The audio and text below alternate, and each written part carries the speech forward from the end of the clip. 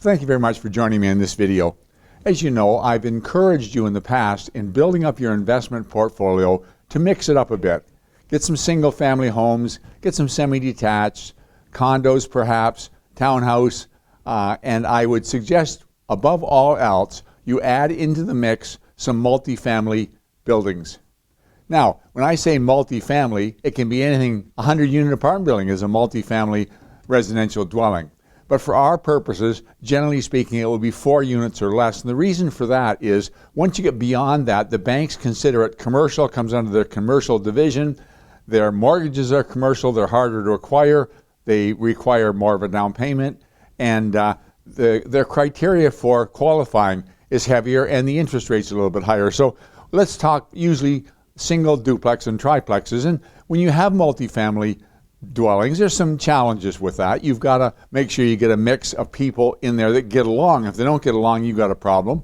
You've got to solve the problem of who's going to cut the grass, who's going to shovel the snow. That may be you or it may be one of the tenants, but it's one of the things you don't have to worry about, certainly when you own a condo or when you own a single family, and it's generally understood that the person who rents it looks after those things.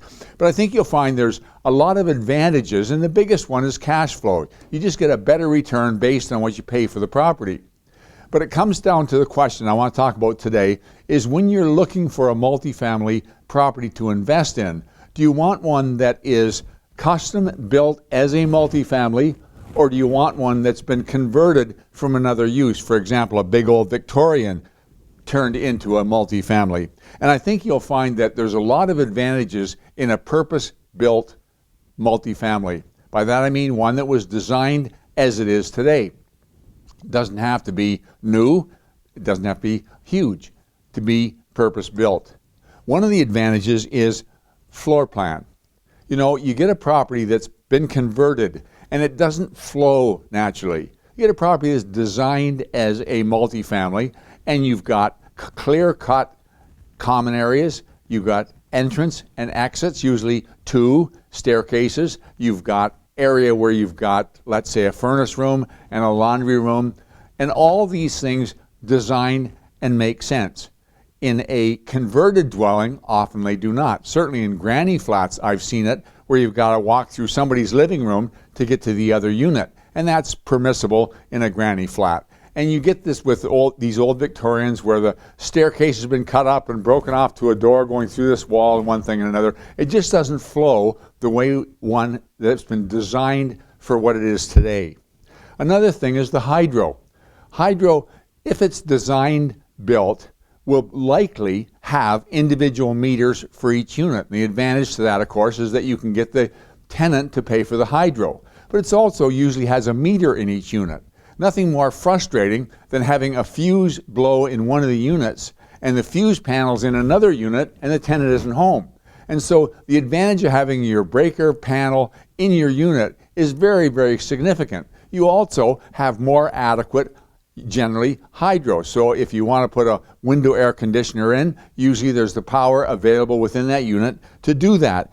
So all these things come with it when it's design built.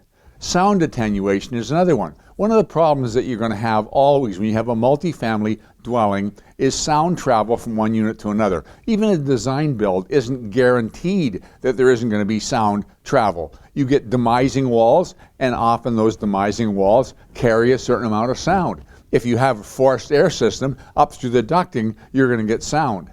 But with a design build, you may have concrete floors. You have certain things that are designed to suppress the noise passaging from one to another. You get a large, let's say, I keep on coming back to this, Victorian house that's been converted into a duplex or a triplex, and for sure you're going to have significant sound problems. Why? Because the demising walls aren't insulated and aren't designed for holding the sound. And the floors generally are going to convey, because it was a single-family home at one time, and nobody worried about sound travel, and yet it's a problem now. And then heat. Heat will be a problem if it's a converted dwelling, and it may be a problem, but it shouldn't be a significant problem if it's a design build. It may be a 60, 70, 80-year-old triplex, as an example, heated with a boiler system, but it could well have zones on the furnace and each apartment has its own zone, and therefore you can have separate thermostats. If it's an old property, you're certainly not going to have that. And one of the problems you're going to have with an old property that's been converted over is one unit too hot, one unit too cold, and there's absolutely nothing that you can do about it. There are, however, a couple of advantages to a converted building as opposed to one that was built by design to be a multifamily. One of them is cost. You should be able to get a triplex that's been a single family converted to a triplex at a better price point than one that was built as a triplex based on cash flow. And so your return is better. That doesn't mean it's going to be a better investment because it may be a money pit. You may be throwing lots of money in there, but you will get it cheaper. You can get into the market of multifamily easier if it's converted than if it's design built. And also, when I say converted, it can be an old school, it can be an old warehouse, and if you're doing that kind of a conversion because you're creating new housing from something that wasn't housing, there's government grants available. And generally speaking, if you're doing that kind of renovation, you can strip it right to the bare walls, and you can create almost the same as a design build, where you can design the partitioning and the walls and so on. So it's a little bit larger scale, but it makes a lot of sense to look at that. Take an old hotel and turn it into apartment units. And that's something that's viable, and a lot of developers have done that and done very well by it. So if you for sure want to have multifamily in your portfolio, and I'm not flat out saying don't buy one that's a conversion, but before you do your homework. Make sure that you've looked at these items that we're talking about, floor plan and hydro and heat and sound attenuation. Give some thought to that, to fire retrofit, what's involved there, and be sure that you've done your homework before you take the plunge. Thank you very much for investing your time in this video, and I'll talk to you again next week.